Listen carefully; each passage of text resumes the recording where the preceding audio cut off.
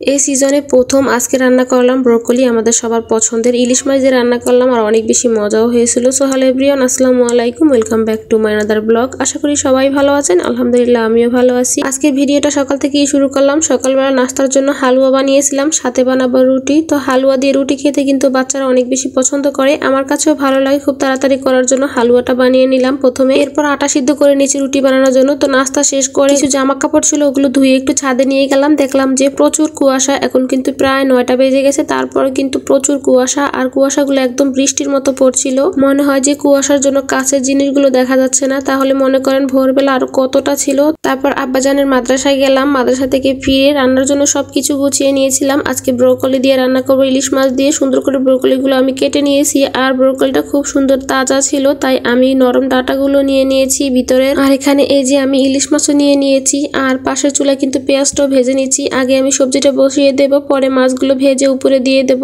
আর পাশের চুলায় আমি আবার বসিয়ে দিচ্ছি পাতাকপি ভাজি। তো লবণ আর একটু হলুদ দিয়ে আমি হালকা সেদ্ধ করে তারপর পেঁয়াজ দিয়ে বাগার দিয়ে দেব। দেখেন নাড়ার সময় একদম পড়েই গেছে, তাড়াহুড়া করলে যা হয় আর কি। তো পাতাকপি গুলা সিদ্ধ বসিয়ে দিয়ে পাশের চুলায় আমি মশলাগুলো খুব ভালো করে কষিয়ে নিয়ে প্রথমে আমি ভিতরে সেই ব্রোকলি ডাটাগুলো দিয়ে দিলাম। এই ডাটাগুলো কিন্তু খুব সুন্দর নরম, আমি বাহিরের কোনো ডাটা একদমই নেইনি, এটা শুধু ভিতরের ডাটাগুলো আর ফুলের সাথে ডাটাগুলো নিয়েছি। এখন ডাটাগুলো একটু সেদ্ধ করে নেব, আর এদিকে আমি বাঁধাকপিটাকে একটু ভালো করে নেড়ে চেড়ে দিচ্ছি, যেন ভিতরের বাহিরে সবটা যেন খুব ভালো করে সেদ্ধ হয়। এদিকে কিন্তু একটু নাড়াচাড়া দিয়ে দিলাম, আর ডাটাগুলো খুব ভালো করে সেদ্ধ হয়ে যাওয়ার পর আমি ব্রোকলিগুলো দিয়ে দিলাম। এখন নেড়ে চেড়ে ভালো করে মিশিয়ে নেব। এখানে কিন্তু আমি পেঁয়াজ আর রসুন, কাঁচা মরিচ, হলুদের গুঁড়া, মরিচের গুঁড়া ছাড়া আর কিছুই দেইনি। আমি বেশি মশলা দিয়ে কখনোই সবজি রান্না করে খাই না, আমার কাছে একদমই ভালো লাগে না।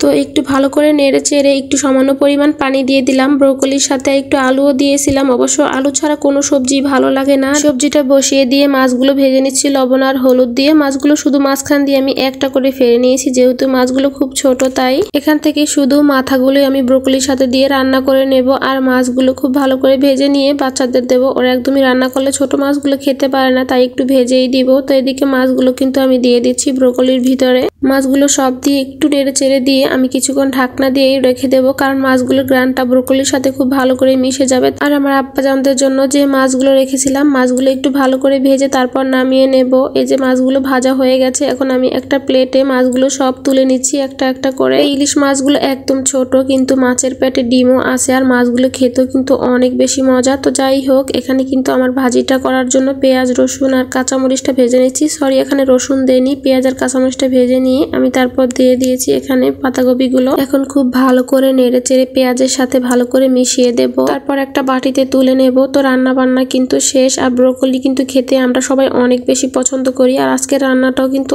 অনেক বেশি মজা হয়েছে। তো আপনারা কে কে ব্রোকলি খেতে পছন্দ করেন অবশ্যই কমেন্ট করে জানাবেন। আজকের মতো ভিডিওটা এখানেই শেষ করলাম, সবাই ভালো থাকবেন, আল্লাহ হাফেজ।